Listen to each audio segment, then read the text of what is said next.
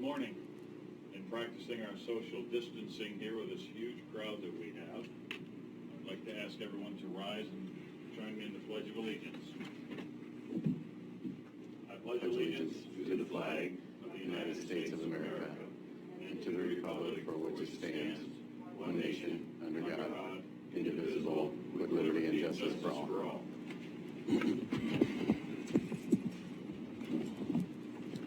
Again, good morning. It is 9:01 on April 8th. We are here in the hearing room this morning for a special meeting.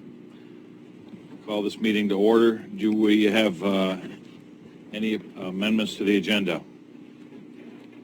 Mr. Chair, I don't have the agenda in front of me. Do we have on there executive session 192-660 sub 2 sub D, labor negotiations? Yes, we do. Thank you. Yes. Thanks, Chair. Anything else? Have a motion, please? Chair. I'm sorry, Commissioner Boyce. Thank you. I have a presentation that I would like to make at a convenient time for the board on a COVID-19 task force, Curry Task Force COVID-19 response group. I think we were going to talk about that in executive session, weren't we? I'm open either way. Yeah, I think we're I hadn't thought about it. We're going to discuss that in executive session because there may be some issues with that as well. Mr. Chair, there will be some discussion of COVID-related matters in exec session, and it's possible you want to take that up again after, if needed. The board could do that. Okay. So I'm fine with that. Thank you, sir. I move that we approve the agenda as written. You're in the Curry County Commissioner meeting room. Who's calling? Thank you, Connie. Good morning. Good morning, Connie. Can you hear us? Okay. Sorry for the interruption. I just heard the phone ringing. All right, I'm sorry. I was gonna- move that we approve the agenda as written. Before a second, Mr. Chair, Go ahead. going to the executive session, and there is a little bit of an urgency on getting public assistance here. The public-private partnership, we might want to stay public on that. Well, I think if it's good with the board, I'd rather discuss it in public or in an executive session, and then if we choose to, then when we come back out, we can do it in, before we close the meeting. Well said, thank you. So I'll second that motion, Mr. Chair, to approve the agenda as is. Further discussion? Roll call, please. Commissioner Gold. Aye. Vice Chair Boyce. Yes. Chair Pash. Aye. Motion carried unanimously. All right, number 4 here is discussion, authorizing a special procurement for Orion Software. Assessor Colon? Good morning, Commissioners.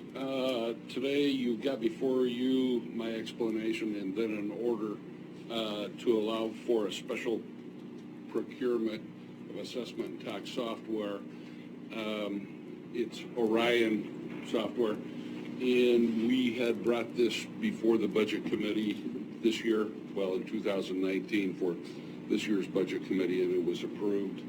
And we're getting to the point to where John will explain this better, but we're actually getting ready to take this before the board in a couple of weeks for approval of the contract. And so this would just be a special procurement process that I believe that we have to advertise. Council Huddle? Thank you. So I think in the materials there's a memorandum from Assessor Colon explaining the justifications for special procurement.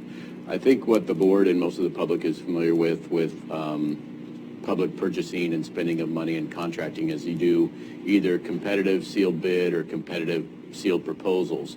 There's also some exceptions to that, one of which is what's called a special procurement. To do a special procurement, we have to show the factors that are listed in Jim's materials.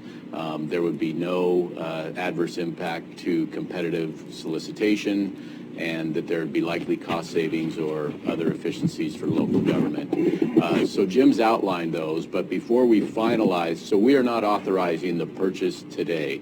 What we're authorizing is to use this process, and then we will advertise the findings for anyone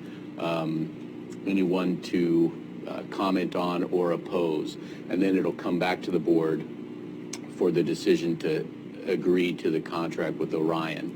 And so what Jim has done in his findings, and so the findings will be published for everyone to look at who cares about this procurement and comment on.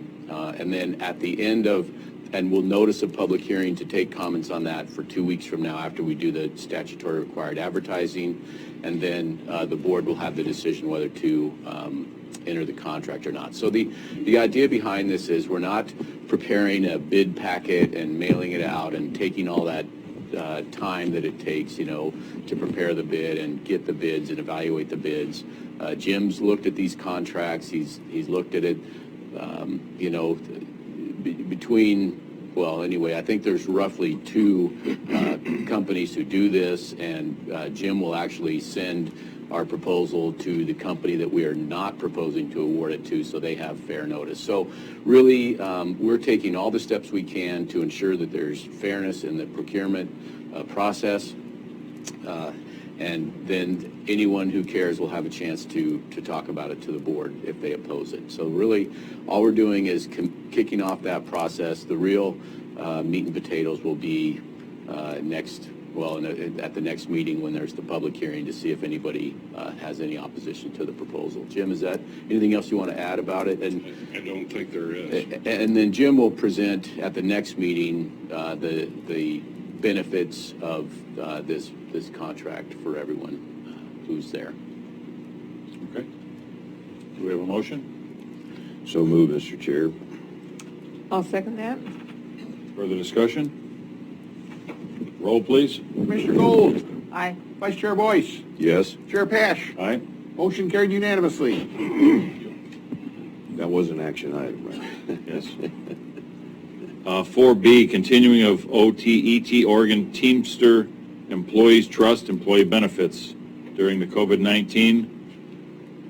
Ms. Swift? Good morning. Good morning, Julie Swift, Payroll and HR. I received a letter from Oregon Teamster Employers Trust, which provides the insurance for the Sheriff's Bargaining Unit, the Road Department, and the non-represented employees. And what they're offering is, if we are interested to do a temporary extension agreement for people that are affected by COVID-19 and not working the required hours to have coverage in the following month. So I guess this is just to see if you're interested. We haven't received any information from the union yet, if they're interested in doing this, but what this would do, it's required that an employee work or be paid for 80 hours in a month to have coverage for the following month for insurance. So what this would do is during COVID-19, they would waive that requirement that someone has to have those 80 hours in if they're off for reasons related to that. So it is a temporary extension agreement. It would go through, it will be in effect through August 31st, if necessary. So I just brought it to your attention to see if it's something that you're interested in doing for our employees. We can cancel that earlier, correct? Yes. Okay. Yes. Commissioner Gold? I guess my only question is, what's the cost to the county? It wouldn't be any cost. Okay. So we would just, the benefits would just continue. Well, I take that back. We're still going to be paying We're them. still paying it. We're still paying it, but it's not required that the person be working or having the hours to make them eligible. Okay. So the cost to the county the cost for us stays the same if, and I don't know if we even have these statistics yet, if some employees fell below the required, we'd have to guess what that cost would be, and we could maybe save a premium payment for X number of employees. Is that essentially the math? From what I understand, it's if an employee is not being paid, we're not paying them to be working, but we're still paying the premium for the insurance. Right, but that's under this proposal. Right. In the normal sense, if the employee wasn't working, we would not pay their insurance premium. Correct, and then their And we premium. just don't know how many employees are even possible right now Right. to be in that situation. Right. Commissioner Gold? Through now to August. Sorry, I thought you were done. It's okay, I've never done. I guess my only other question is, if the county takes a loss, we would hopefully be able to recoup some of those costs from Potentially. FEMA or, Potentially, I think that's all still unknown. Yeah, watching a lot of this stuff come across right now, it's almost like it's changing daily, so. I know what you're I saying. think we're going to be able to apply for a lot of, Ms. Schmelzer and I spoke about it yesterday at length, a lot of the new things is, again, another tranche getting ready to hit here, I think, in another week or so, for rural counties and infrastructure. So I think we'll be able to apply for a lot of this stuff as it comes to fruition. Council Huddle? So just another follow-up, any amount that we'd spend is still budgeted, right? We wouldn't have, okay. Yes. All right. Mr. And I Gold? guess bottom line, we need to be keeping very careful records right now so that when we make application, And I am having It's so employees, difficult. if they're off for COVID-related issues, or if they're working specifically for COVID, I'm having it all tracked on their timesheets, and I've got an activity in my system, so okay, I'm tracking it cool. all. Good. Thanks. Thank you. Okay, thank you. Do we need anything on that?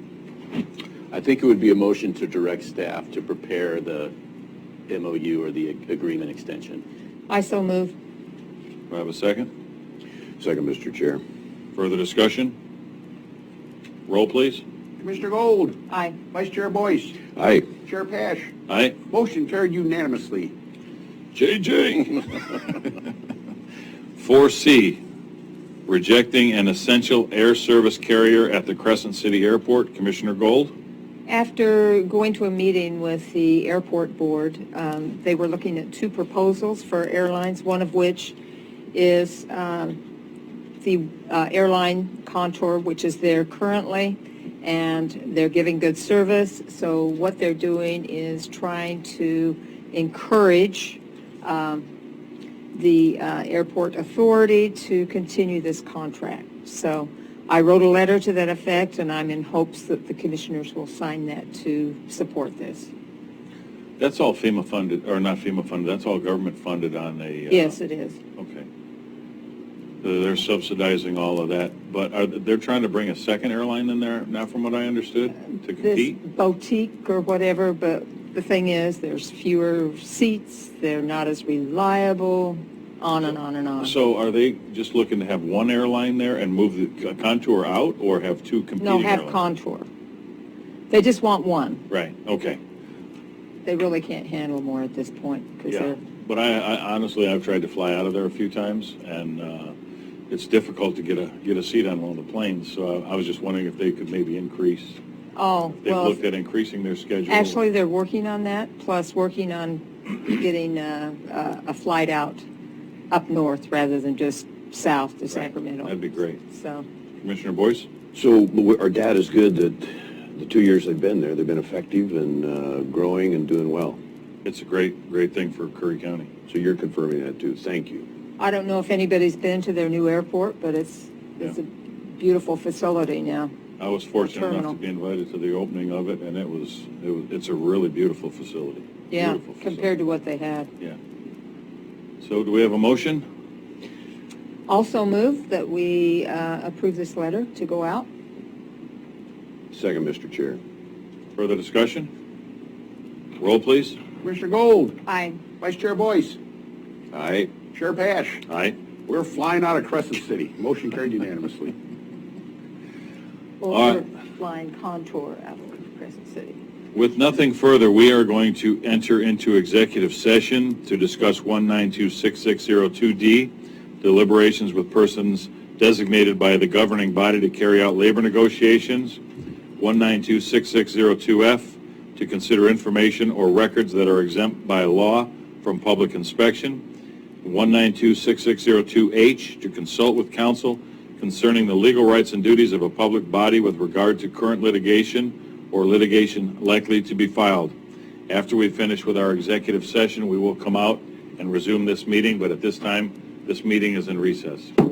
Made by Commissioner Boyce are not the official position of this county And those are the statements made about Jeremy Dumar. about Jeremy Dumar. Thank you. So with that being said, with nothing further, this meeting is adjourned.